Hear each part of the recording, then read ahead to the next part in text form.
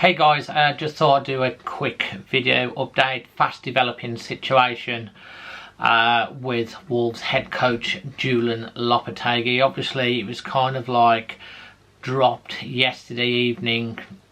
Growing media reporting about Wolves had spoken to former Bournemouth manager Gary O'Neill, looking at potential options if Julen Lopetegui walks. This is a saga that's been rumbling along all summer. Thought it was sorted. Obviously we all saw the stuff in May, then the interview behind closed doors with Julen that Lopetegui did.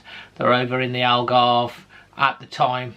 Decent pre-season performances, really positive. Actually, after the weekend we had a whole day of smiling and feeling positive and getting rid of all that negativity, realising that we have got a decent squad. We're up to around about 18, 19, 20 players. Yeah, we could do with 2 or 3 more players, but it was a lot of positivity, great football. And after a day of positivity, all this is broken.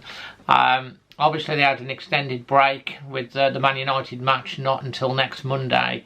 Lopetegui due to take training as we speak this afternoon, but of course as we speak there is said that there is discussions going on over at presumably Compton or Molineux or somewhere, between Lopetegui and the owners. Obviously the chairman Jeff Shee, probably Hobbs is involved in there somewhere, about potentially Lopetegui agreeing a mutual deal to leave Wolves, which to me is an absolute disaster if this happens. Just you could only write it at Wolves. Obviously Wolves feel that they've been pushed into this situation by Julen. In my opinion, he's not, his hands are not clean in all of this. Yes, a lot of the blame has to go towards Jeff, but Julen does have form. You look at the stuff that happened with Spain, sacked him on the eve of the World Cup with his things that went on with Real Madrid. We've seen multiple times that he's gone behind the club to put stuff out through his media channels to get what he wants. Obviously top managers, they do this. We've seen the Mourinho and the likes do all of this sort of stuff, but obviously I think there's definitely been a growing frustration.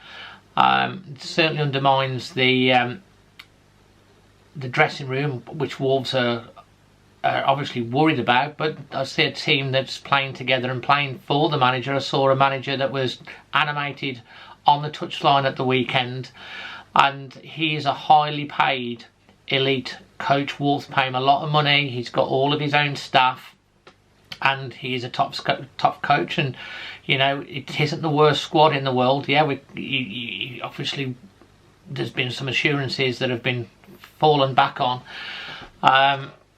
but like, to me, go and prove how good a manager you are. You know, this team can surprise what most of the pundits. If he leaves though, it leaves a lot of uncertainty.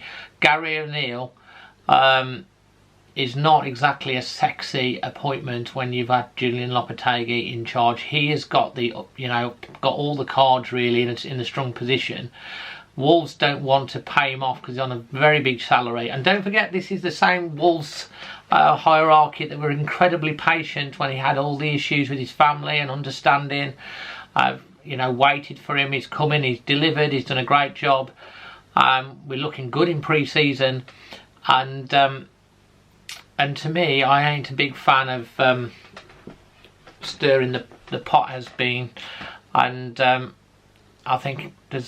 just think it's an absolute complete, I won't use words where, but mess show is a complete mess, and there is lots of blame across the board that it's got to this situation 6 days before the start of the Premier League season away at Manchester United. Only at Wolves could this happen.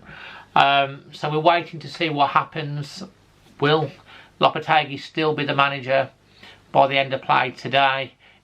is Gary O'Neill going to be coming in straight away? And you can't blame the club, but I mean, there's people like Graham Potter that are out there as well. So hopefully there's other options that will fit the style of play better. Or will it be sorted out?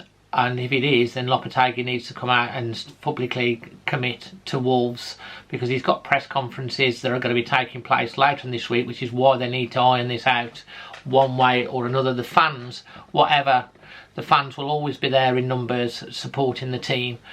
But I think it could get a little bit toxic for Jeff, and for the fingers will be pointing, and there'll be a bit of a meltdown.